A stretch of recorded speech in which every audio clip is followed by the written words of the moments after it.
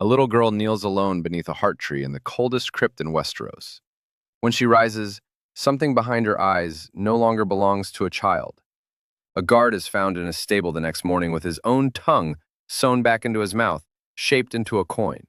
And on the Iron Throne of the Seven Kingdoms, a queen peels her own face away like wet parchment, revealing the small, pale features of a Stark underneath. The night is dark and full of theories. What if the tragedy of House Stark began not with a headsman's axe in King's Landing, but a year earlier, in the training yard of Winterfell, the day Eddard Stark hired a dancing master who was never simply a dancing master at all? Let's explore the absolute depths of this dark, aggressive, and completely rewritten history of Westeros in our video today. In the established history of the Seven Kingdoms, Arya Stark was a wild, high-spirited girl who fled the fall of her house, crossed the narrow sea alone, and only became a faceless man after years of hunger, grief, and blindness in the House of Black and White. Her transformation was the price of survival. But what if the debt was called in early? What if the House of Black and White had already found her, already claimed her, while she still slept safe and warm under her father's roof, years before the Game of Thrones had even chosen its players? Imagine a version of Arya Stark who was already no one, while Ned Stark still believes she was simply his willful, sword-mad little wolf, a shadow wearing the skin of his daughter, waiting patiently in his own home for the moment to strike. Today we explore a Game of Thrones played not with armies and banners, but with the faces of the dead. Before we descend into the crypts of Winterfell and the black cells beneath the Red Keep, make sure to hit that subscribe button, leave a like on this video, and share your thoughts in the comments below. If this video reaches 5,000 likes, we will immediately begin writing the next massive chapter of this faceless man's saga. Also, join our Discord server, linked in the description below, to debate Westerosi lore with fellow fans. Now, adjust your armor, draw your swords, and let us travel to the snowy training yard of Winterfell, where the quiet wolf is about to discover that his youngest daughter has stopped being entirely human. The wind howls through the stone corridors of Winterfell, carrying the scent of pine, wet earth, and the first bite of a coming frost. In the training yard below the Great Keep, Eddard Stark stands on the wooden balcony overlooking the packed snow, watching his youngest daughter. Arya moves with a grace that is almost disturbing to look at. She is not swinging a sword. She is flowing through the cold air, her slim wooden blade striking the training dummies with the cold precision of a surgeon's scalpel, rather than the wild enthusiasm of a 9-year-old girl who once fought her brothers over wooden swords for fun. Syrio Forel, newly arrived from Braavos at Ned's own expense, hired on the strength of a single, glowing letter of recommendation that Ned can no longer remember who actually wrote. Syrio does not look like a dancing master. He looks like a predator standing very still.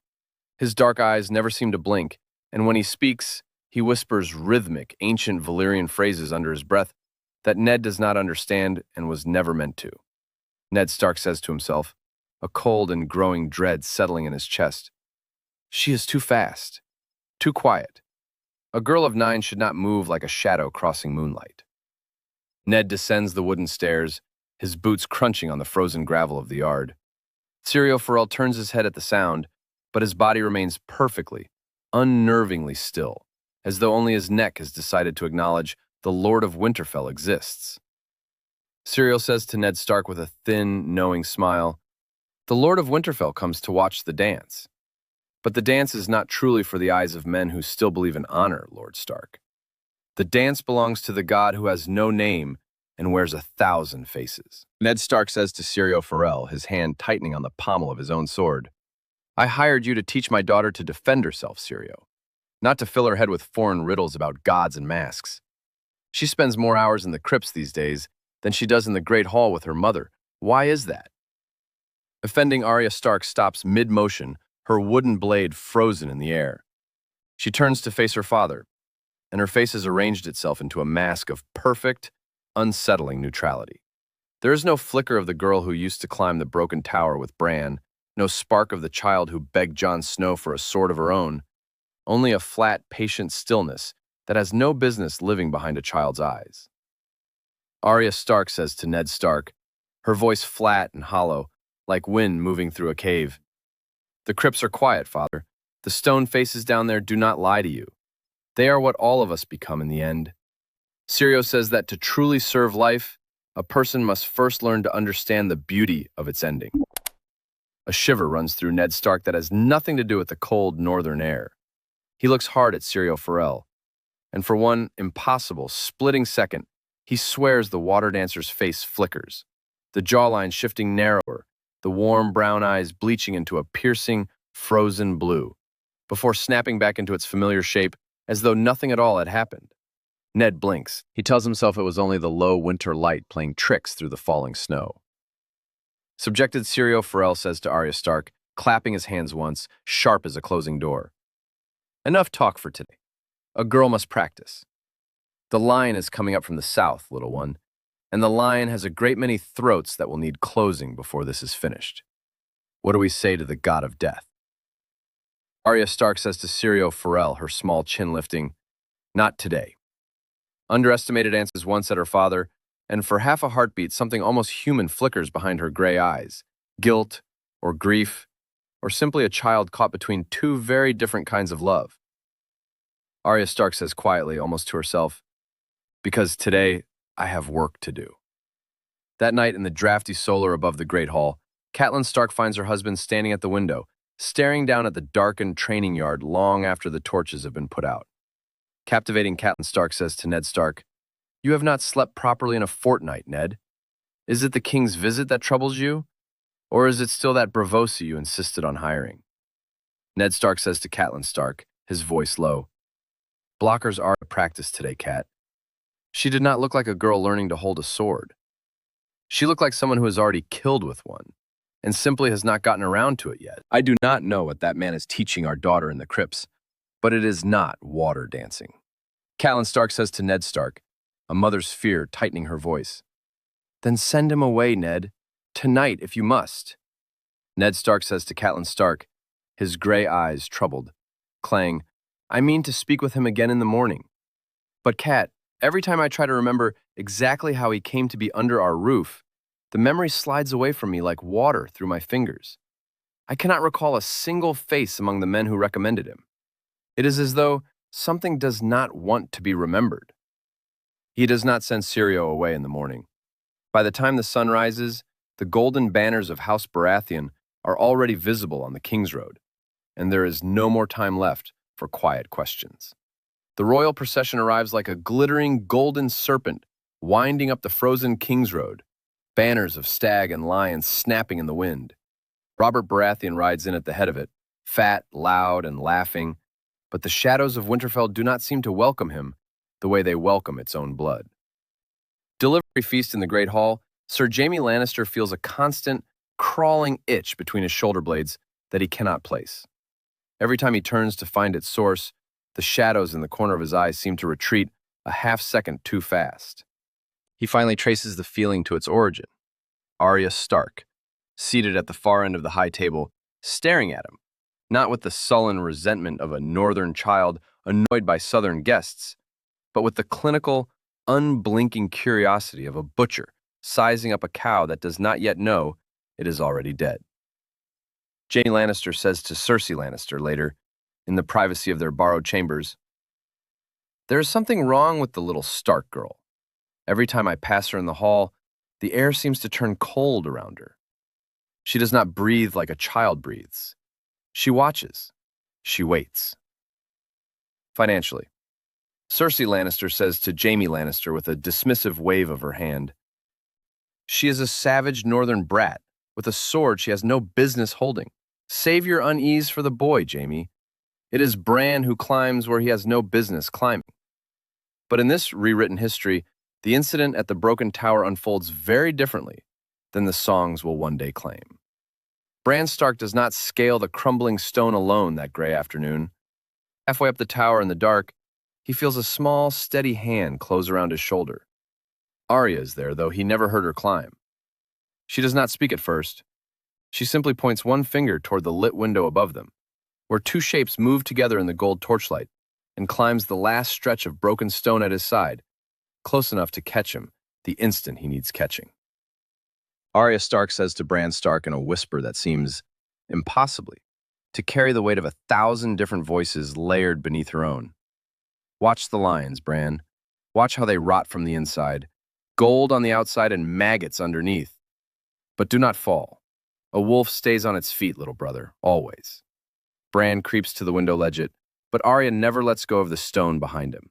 When Sir Jaime Lannister finally notices the boy's silhouette against the glass and reaches through the window to shove him from the ledge and end the danger to his and Cersei's secret forever, his hand closes on empty air. He blinks confused, his heart hammering. He heard the boy's breathing an instant ago. He saw a small shape against the stars, but when he leans out and looks down at the courtyard stones far below, there is no broken body waiting there, no scream, no blood. Only, resting on the windowsill beside his hand, a single white raven's feather, soaked through with fresh, warm blood that is not his own. Jaime says nothing of it to Cersei that night. He tells himself it was a trick of drink and moonlight. He does not sleep again until dawn. That same night, the first true accident occurs. A Lannister man-at-arms, one of the guardsmen who had laughed loudest at the northern accents in the yard, who had called the Stark children savages within Arya's hearing, is found dead in the stables at first light. He did not die of a blade wound. The maester's report calls it choking, a piece of gristle lodged in the man's throat during a private, drunken supper. What the report does not say, because no one dares write it down, is that the man's tongue had been removed with surgical precision and placed back inside his mouth, folded and shaped into the exact likeness of a coin. Ned Stark examines the body himself before it is given to the fire. He looks at the wound and understands, in the pit of his stomach, that no drunken accident and no common murderer made this cut. It is too clean, too deliberate, executed with an anatomist's patience rather than a killer's rage.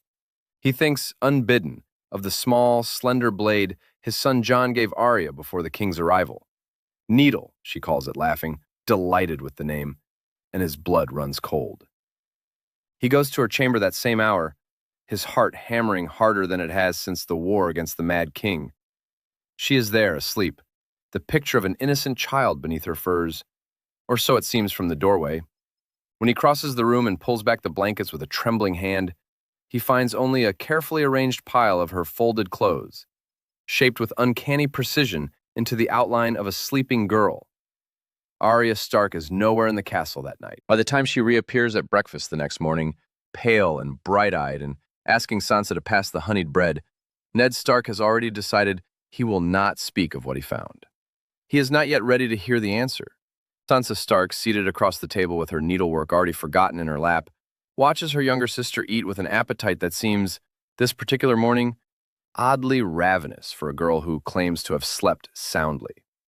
Sansa Stark says to Arya Stark, half teasing, half uneasy in a way she cannot name, "You look like you have not slept at all, Arya. Your eyes are strange this morning. Did you have nightmares again? About the crypts?" Arya Stark says to Sansa Stark, smiling in a way that does not quite reach her eyes, "Blankets. I do not dream anymore, Sansa. I have found there is very little use in it." Sansa laughs, uncertain, and changes the subject to a southern lord's cloak pin she admired at the feast, and the strange chill that passed through her a moment before is forgotten by the time the honeyed bread is gone. She will not think of that morning again for a very long time. But some small, buried part of her will remember, months later in King's Landing, exactly how her sister's eyes looked across that table, and will wonder why the memory frightens her so much more in hindsight than it ever did at the time. The journey south along the King's Road is, for most of the great houses traveling it, a slow procession of boredom, mud, and southern heat creeping further north each day.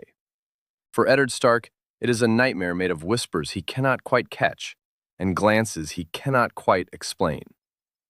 The muddy banks of the Trident, Prince Joffrey Baratheon finds his cruelty aimed at Micah, the butcher's boy who had made the mistake of playing at swords with Arya Stark.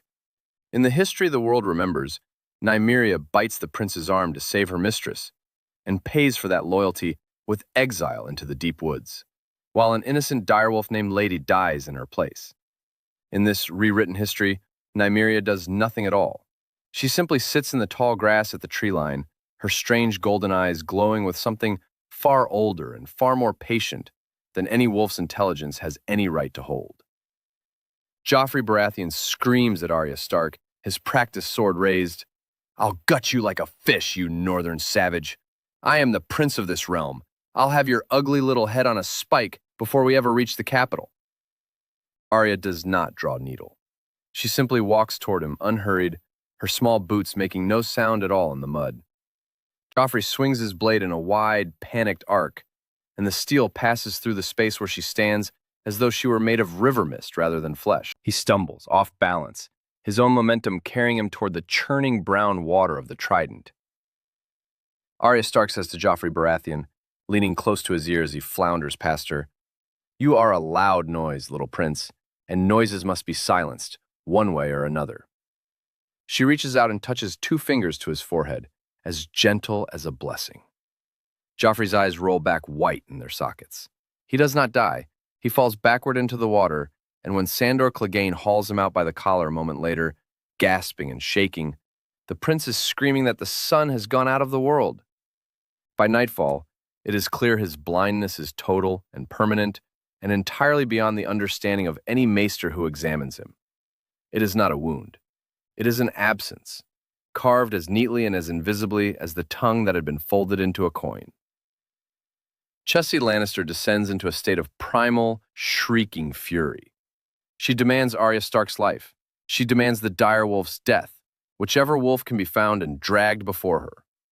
Robert Baratheon, exhausted by the endless chaos of the road and sick with grief over his blinded son, agrees to give his wife something, if only to buy himself a night's peace. Robert Baratheon says to Ned Stark, inside the close, wine-smelling dark of the king's tent, "Blaze the girl is cursed, Ned, or worse. My boy is blind and will stay blind, and your daughter was the last soul standing near him when it happened. I will not put a child to the sword. I am not so far gone as that, but the wolf dies tonight, and the girl goes to the Silent Sisters the moment we reach the capital. That much I will not bend on." Ned Stark says to Robert Baratheon, his voice tight with fury and fear both, "She is my daughter, Robert. You would take her from me on the mad ravings of a boy who tripped over his own sword and fell in a river." But Ned knows, even as he says it, that Robert is not truly angry at Arya.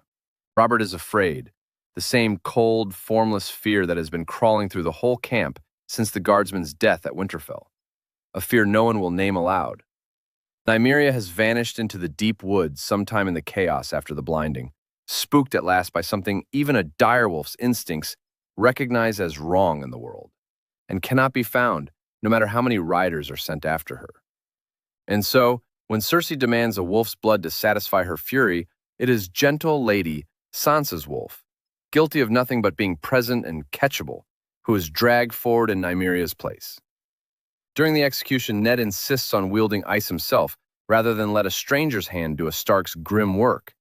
He approaches the direwolf with his great sword drawn, and when he looks into her eyes to steady his own resolve, he does not see an animal's simple fear. He sees the exact same hollow, patient vacancy he has seen behind his own daughter's eyes for a fortnight now. The wolf licks his hand once, gently, before he raises the blade, and for one impossible instant, Ned hears Arya's voice inside his own skull, clear as a bell struck in an empty hall. Arya's voice says, inside Ned's mind, "Kill the meat, father. The spirit has already moved on. The lioness thinks she is taking a life today.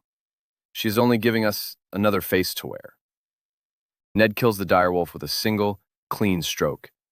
He does not weep, not where anyone can see him, but he feels in that moment that he has buried something of his own soul in the mud of the trident along with Lady's body. King's Landing swallows House Stark whole the way it has swallowed every honest lord who ever rode through its gates, believing his honesty would be enough. Within the first week of Ned's tenure as Hand of the King, the small council itself begins, quietly and impossibly, to vanish. Slynt, commander of the City Watch, is found hanging from the rafters of his own barracks, his face a ruin, not from the noose, but because it is not entirely his own face any longer. Beneath the swelling, the underlying features are unmistakably those of Micah, the butcher's boy Sandor Clegane, cut down on the King's Road on Joffrey's order, and whose death Slynt's men were paid, in gold and in silence, to help bury without any inquiry at all. Someone has kept that boy's memory closer than anyone in the capital could have guessed, and has chosen, with a butcher's own precision, exactly whose face belongs on exactly whose corpse. Grand Maester Pycelle is found in his own laboratory 3 days later, his throat opened by a chain not unlike the maester's chain around his own neck, except this one is fashioned of gold and crimson links, the colors of House Lannister, twisted into a garrote. Ned Stark is nearly paralyzed by the shape of the investigation closing in around him. He retraces the final steps of Jon Arryn, the dead hand he has come to replace, and uncovers the same book of lineages that cost the old man his life. But every single person he tries to reach for answers dies before he can question them, cut down just out of his reach, as though some patient hand is clearing his path toward the truth, or luring him toward a trap laid one corpse at a time. Stark says to Peter Baelish in the privacy of the council chambers, "Who is doing this, Littlefinger? My own household guards are dying in the halls of this castle, and the Queen's allies are dropping like flies in an early frost. Is this some game of yours?" Peter Baelish says to Ned Stark, and for once there is no artful smile behind his voice, only a genuine, naked fear. "My life, Lord Stark, I have no idea. My little birds are not reporting to me anymore. The ones I have found are lying in the gutters with their eyes gouged out and black river stones pressed into the sockets. This is not politics, my lord. Politics I understand. This is a haunting." Across the city, Varys the Spider sits alone in his chambers long past midnight, surrounded by cold braziers and empty bird cages that should not be empty. He has outlived 3 kings and a dozen conspiracies through the simple, unbreakable rule that he always knows more than anyone in the room. For the first time in decades, he does not know who is killing whom in his own city, and the not knowing frightens him more than any blade ever could. Blindcell says to himself, "Have spies in every brothel, every barracks, every kitchen from here to the Street of Steel, and not one of them can tell me who is emptying this council one chair at a time. Whoever moves through this castle moves like something that was never born of woman." Foreground the following afternoon, Varys seeks Ned out in the godswood of the Red Keep, away from the countless ears he himself has planted throughout the rest of the castle. His round, soft face carries none of its usual careful blankness. Varys says to Ned Stark, his voice low and unusually direct, "Lord Stark, I have served this city under kings who deserved better and kings who deserved far worse, and I have never once been afraid to walk my own halls at night. I am afraid now. Grand Maester Pycelle is dead. Janos Slynt is dead. Whatever hand is doing this moves faster and more quietly than my little birds, and that should not be possible. I do not ask you to trust me, my lord. I only ask you to consider that whatever protection you believe you enjoy in this city may not be coming from where you think it is." Ned Stark says to Varys, choosing his words as carefully as a man crossing thin ice, "Are you accusing someone in particular, Lord Varys, or merely enjoying the sound of your own dread?" Varys says to Ned Stark, studying the hand's face with unusual intensity, "I am saying, my lord, that a spider knows the shape of his own web well enough to feel it when someone else's silk has been woven into the same corners. Something new has been spinning in this castle since the day your family arrived from the north. I cannot yet say whether it means to save you or devour you. I suspect, Lord Stark, that you may already know rather more about that than you are telling me." Ned says nothing at all, and after a long, measuring silence, Varys inclines his head and withdraws into the mist, leaving the hand of the king alone beneath the pale branches of the heart tree, with a fear that has, for the first time, been given a witness. Ned Stark returns to his solar one evening and finds Arya already waiting for him, seated in his own chair, wearing a fine silk gown that would make Sansa weep with envy. She is brushing her dark hair with slow, mechanical, repetitive strokes, the motion of someone imitating a habit rather than feeling one. Ned Stark says to Arya Stark, "Wildfires, tell me the truth, for once. Where is Syrio Forel? I have not laid eyes on the man since we left Winterfell's gates." Arya Stark says to Ned Stark, without looking up from her hair, "Syrio is many people, father. He is the wind through a door left ajar. He is the stone under your boot. He is the baker who sold you your bread this very morning and did not charge you quite the price he should have. He is very pleased with my progress. I have given the god 2 names already this week, Pycelle, Slint, and there is 1 name left on my list that will matter more than every name that came before it combined. I have not chosen the knight yet, but I will. Ned Stark says to Arya Stark, his voice cracking down the middle like river ice in spring, "You are a child, Arya. You should be playing with wooden swords and losing at Syvas to your brothers, not opening throats in the dark. What have they done to you?" Arya rises from the chair and crosses the room until she is close enough that Ned can smell the faint metallic tang of blood on her breath, underneath the lavender water Sansa's maids must have washed her with. Arya Stark says to Ned Stark, "Crimson, they did not do anything to me, father. They only reminded me of who I already was. I am the justice the North seems to have forgotten how to carry south with it. I am the winter that does not care one whit for your southern laws, or your southern honor, or the pretty words men use to excuse the things they do to people smaller than themselves." The crisis in King's Landing reaches its breaking point on a night thick with river fog. Robert Baratheon is perpetually drunk now, haunted by rumors of ghosts stalking his own Red Keep, and Peter Baelish, sensing the whole rotten structure of the Lannister regime beginning to buckle around him, finally makes his move. He meets Ned in a private antechamber off the throne room, promising him the loyalty of the Goldcloaks and a bloodless coup before the sun rises. Ned, desperate beyond honor to see his daughter safely home, agrees. But when the great doors of the throne room swing open that night, the scene waiting inside is nothing Ned Stark could have prepared himself to see. Cersei Lannister sits upon the Iron Throne itself, radiant, her golden hair perfectly arranged, her green eyes catching the torchlight. Beside her, Sir Jaime Lannister stands with his sword still sheathed, his handsome face oddly slack, as though he cannot quite remember why he came to be standing there at all.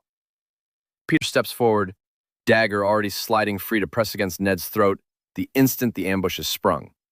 But before the blade can find its mark, Cersei rises from the throne, and she moves with a light, predatory grace that is deeply, disturbingly familiar to anyone who has spent a year growing frightened of exactly that particular walk. Cersei Lannister says to Peter Baelish, her voice a near-perfect imitation of the Queen's honeyed drawl, sharpened at its edges by something colder and far more northern.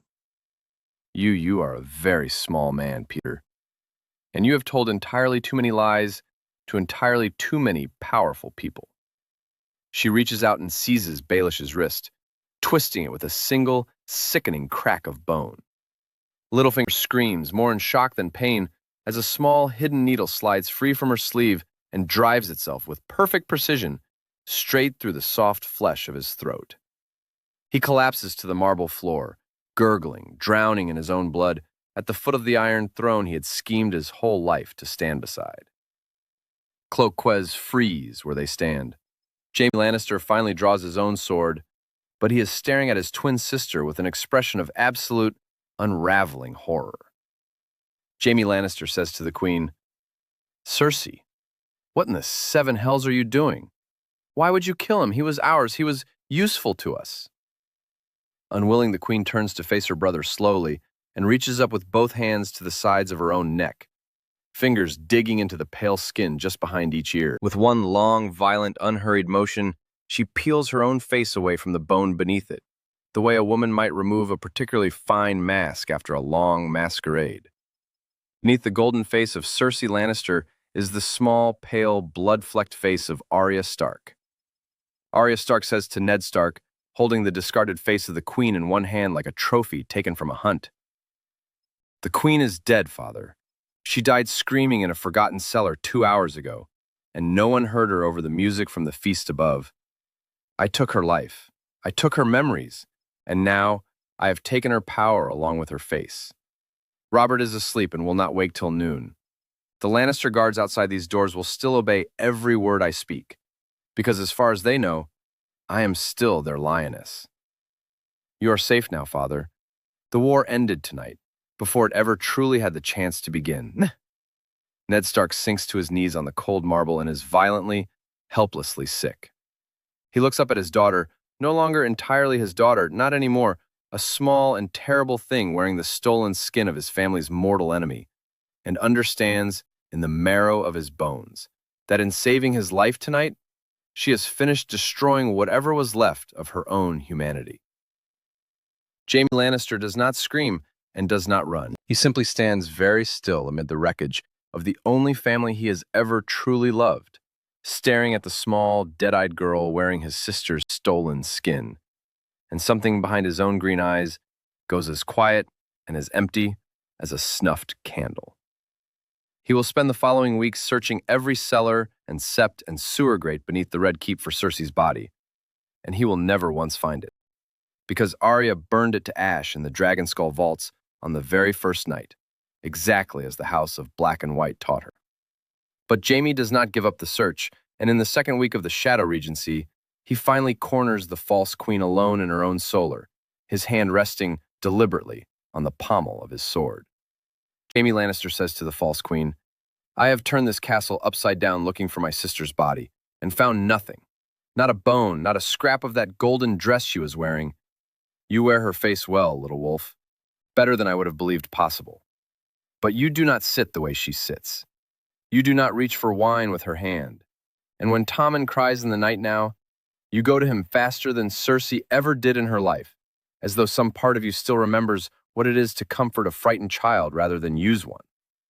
The false queen turns from the window slowly, and for one unguarded moment, her borrowed green eyes flicker gray, just at the edges, before steadying again. Arya Stark, wearing Cersei's face, says to Jaime Lannister, "Careful, Kingslayer. A man who says such things too loudly in this castle tends not to live long enough to say them twice. I would have thought you had learned that lesson rather thoroughly by now, watching how quickly the small council has been thinning around you." Jaime Lannister says to the false queen, his voice dropping to something almost gentle, almost broken, "Is she truly dead? Truly, entirely dead, and not simply hidden away somewhere I have not thought to look?" Fleeing, the false queen does not answer him. She only turns back to the window, and after a long moment, Jaime Lannister removes his hand from his sword hilt, bows with the empty formality of a man who has finally stopped fighting a war he does not know how to win, and leaves the room without another word. He never raises the subject again, and he never once brings his suspicion to Ned Stark, or to Robert, or to anyone at all who might act on it. Some part of him, Ned will later think, has simply decided that a sister who protects his son with real tenderness, even wearing a dead woman's face to do it, is a mercy he no longer has the strength to refuse. For the following month, King's Landing exists in a state of surreal, suffocating order.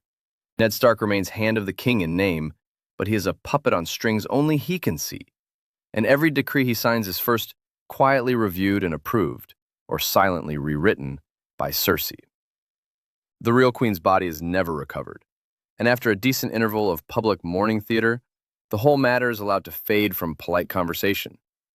Arya, wearing the queen's face as easily as she once wore her own, manages King Robert Baratheon with terrifying, gentle skill.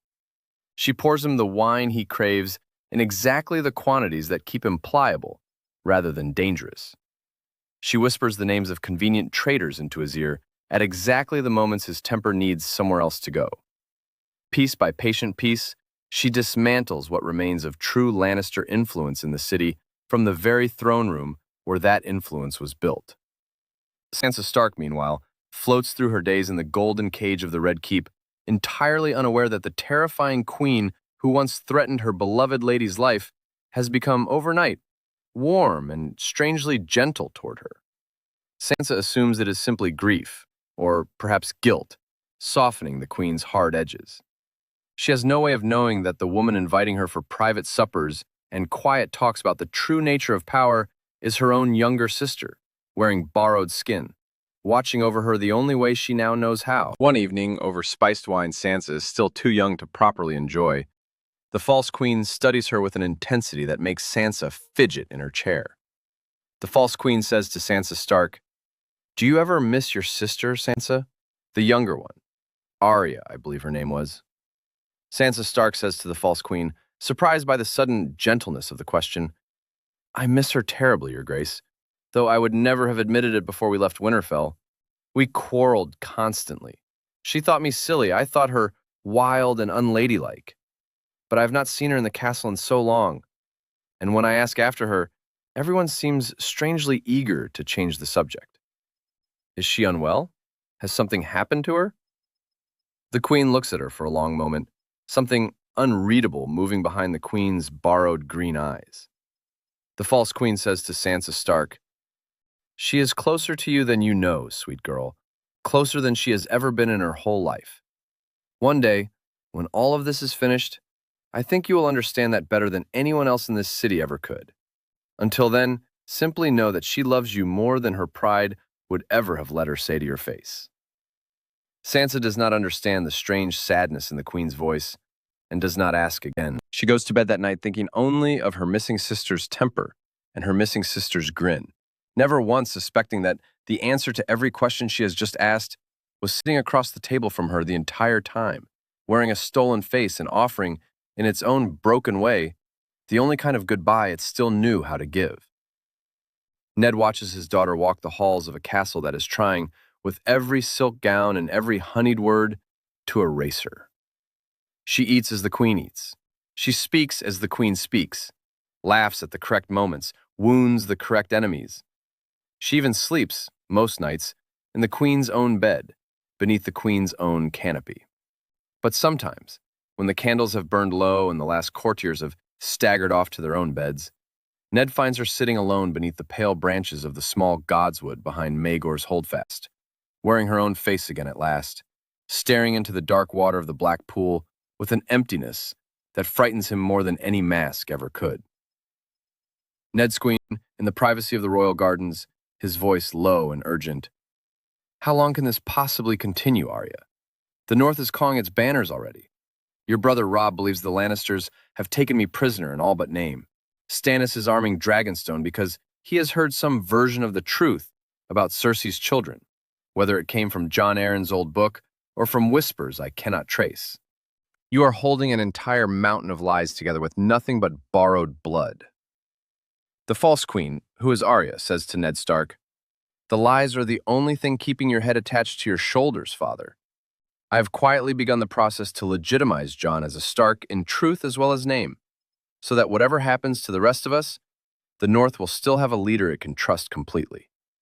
I have opened careful, private terms with Sunspear through Prince Dorne's own maester, offering Dornish grievances a real hearing at last instead of southern silence.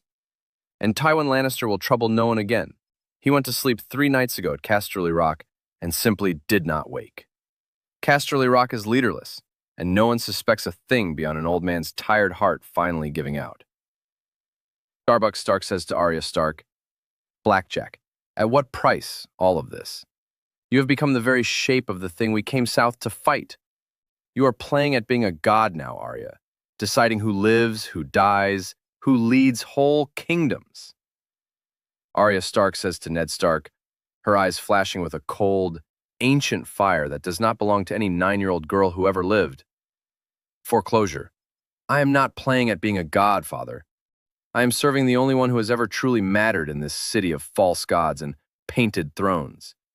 And he is already coming to King's Landing himself to collect everything that is owed to him." The great bells of Baelor's Sept begin, without any hand visibly pulling their ropes, to toll.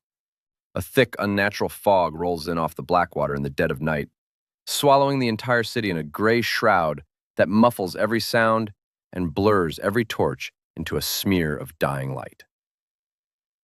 At the gatekeep, a single man appears out of the mist, as though the fog itself has simply decided to take on a human shape. He wears the colorful, patched rags of a Lorathi wanderer, and his hair is white as bone on one side of his skull and red as an ember on the other. He walks past the gold cloaks at the gate, and they do not so much as glance at him. He walks past the guards at the throne room doors, and they slump gently against the walls, asleep on their feet, as he passes between them like a man walking through an empty house. He enters the throne room itself, where Ned Stark and the false queen already stand waiting in the flickering dark, as though some part of Arya has known, for days now, that this particular visitor was finally coming. Jaqen H'ghar says to Arya Stark, his voice carrying the strange, layered resonance of stone grinding against stone, "That did not belong to her to take. A girl has cheated the many-faced god of his balance. Tywin, Cersei, Baelish, Pycelle, Slynt, The list grows long, and long lists must always, eventually, be settled. The false queen, Arya, wearing Cersei's stolen face, for what both of them already understand will be the last time, stands as tall and as still as she can manage, though her hands have begun very slightly to tremble. The mask over her features starts to crack and shift, her borrowed face flickering rapidly between the queen's golden beauty, the plain features of an anonymous guardsman she once wore for an hour, and, beneath both, her own small and exhausted face. Arya Stark says to Jaqen Hagar, "Allergies, I did all of it for my family. I did it to save my father's life, and my sister's, and every Stark left breathing in this city of vipers." Jaqen Hagar says to Arya Stark, "The god of death does not concern himself with families, girl. He concerns himself only with the count. A man has come to King's Landing tonight to collect the final payment owed. One life was saved, the night the hand of the king was not executed as the old order of things demanded. One life, therefore, must now be given back in its place." The girl already knows this law. She has always known it, since the very first lesson beneath the crypts of Winterfell. Jaqen lifts one long finger and points it, without hesitation or cruelty, directly at Eddard Stark. Jaqen Hagar says to Arya Stark, "To keep the power you have borrowed, to keep every stolen face folded safely in your bag, and the throne beneath you, and the north behind you, you must kill the very man you did all of this to save. Kill Eddard Stark tonight, with your own hand, and the debt between you and the many-faced god is settled in full. You may yet become the first high priestess this realm has ever known, and the Iron Throne will belong to no one else but the girl who is no one." Ned Stark looks at his daughter across the fog-choked throne room, and for the first time since Winterfell, he sees something unmistakably alive, still fighting behind her tired eyes. The last flickering ember of Arya Stark, still struggling against the cold, patient vacuum that calls itself no one. He watches her hand drift, almost against her own will, toward the hilt of the small blade hidden in the folds of her borrowed gown. Unchecked, in that final suspended moment of a girl who once begged Jon Snow for a sword of her own at a feast table, laughing so hard at her own daring that she nearly choked on her wine. He thinks of a small, fierce shadow racing him across the training yard, certain she could outrun a man 3 times her size. He thinks of every quiet, ordinary morning at Winterfell he assumed, foolishly, that he would have 1,000 more of before a Braavosi water dancer ever set foot through his gates. All of it, every ordinary joy, has led with a terrible, patient inevitability to this exact fog-drowned hall. And Ned Stark finds, to his own great surprise, that he does not feel anger at the god who demanded this price. He feels only a father's aching, unbearable pride that his daughter fought this hard, for this long, to keep the rest of them breathing. Ned Stark says to Arya Stark, his voice steady, gentle, and utterly without fear, "Do it, Arya. If my death is truly the only coin left that can buy back your soul from that man and everything he serves, then let it be spent gladly. I have made my peace with worse deaths than this one, waiting for me on worse roads than this. I am ready, my sweet girl. I have been ready since the day I watched you dance in that yard and understood, for the first time, exactly what it might cost to keep you alive." Arya Stark draws the blade free from its hidden sheath. She looks first at her father, whose gray eyes hold nothing but a lifetime of stubborn, unconditional love. She looks at Jaqen Hagar, patient as winter itself, in no hurry at all to see which way the coin finally falls. And she looks, last of all, at the black, jagged shadow of the Iron Throne looming behind them both, waiting to see who will still be standing to claim it once the fog finally clears from the marble floor. Jaqen Hagar says to Arya Stark, almost gently, as though he already regrets in some small and human corner of himself, the shape of the choice he has been sent to demand. "Choose now, little wolf, the face or the father, the game we have taught you to play so well, or the grave you were born to one day fill. Like every other creature that has ever worn a name, Valar Morghulis, all men must die. The only question left tonight is, which man dies first?" Arya Stark raises the blade. The screen fades to black as the sound of a single, sharp, unmistakable strike echoes through the length of the empty throne room. And then, silence swallows the fog entirely. That is our theory. Did Arya Stark drive her blade into the father she sacrificed everything to save in order to keep the power and the faces she has spent a year collecting? Or did the last living ember of the girl who once begged for a sword of her own turn that same blade against the faceless men themselves, choosing her name over the many-faced god's endless, hungry count? This rewritten history of Westeros has only just begun to bleed. If you want to see the true conclusion of this dark saga and find out whether Eddard Stark survives the House of Black and White's final reckoning, make sure to hit that subscribe button and leave a like on this video. If we reach 6,000 likes, we will immediately begin writing Part 2, The War of the Faceless Queen. Let us know in the comments which choice you believe Arya made in that fog-choked throne room. Until then, remember, the night is dark and full of terrors, and Valar Morghulis, all men must die.